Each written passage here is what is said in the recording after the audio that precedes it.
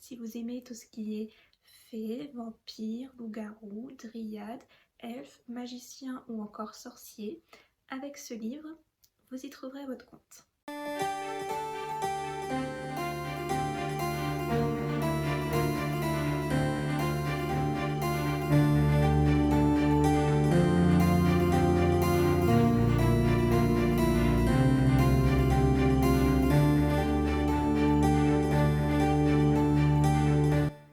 Bonjour ami des livres, tu es sur la chaîne du Cactus qui lit et aujourd'hui je vais te parler du livre Alliance éternelle. Alliance éternelle, le tome 1, un nouveau cycle, est un roman de fantaisie urbaine écrite par l'auteure française Sandrine Roquia-Le Breton.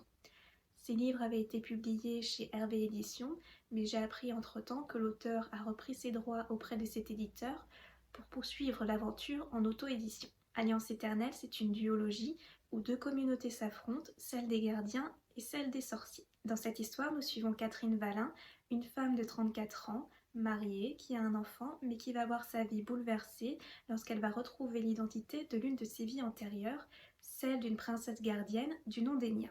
Catherine va donc retrouver sa famille d'origine, apprendre qu'elle était mariée à Liam, son âme sœur, mais que tous les deux ont perdu la vie il y a plus de 1000 ans lorsqu'ils ont voulu bannir le sorcier Marwan. Chose qu'ils ont réussi à faire, mais avec quelques contreparties peu avantageuses. Le bannissement de Marwan s'apprête à prendre fin. Enya va retrouver son âme sœur Liam.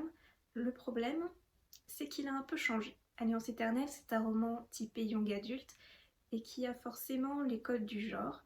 Tous les personnages sont très beaux, dignes d'une pub sortie tout droit de L'Oréal, mais bon, moi ça m'a plus fait rire et je prenais ça plus au second degré qu'autre chose. Ce qui change en revanche des autres histoires young adultes, c'est que nous ne suivons pas un personnage adolescent ou sorti à peine de l'adolescence, mais des personnages trentenaires qui ont une famille, des enfants, et c'est là que ça fait toute la différence. Les histoires d'amour des personnages n'en restent pas moins intéressantes, elles sont belles, romantiques, j'ai adoré suivre le parcours de Liam et Enya, alors qu'à la base, je ne suis pas une grande fan de romance. J'ai aimé leur relation pure, authentique, loin des schémas et relations toxiques que l'on retrouve habituellement dans les romances. Un autre point que j'ai grandement apprécié aussi, c'est que l'histoire se déroule en France.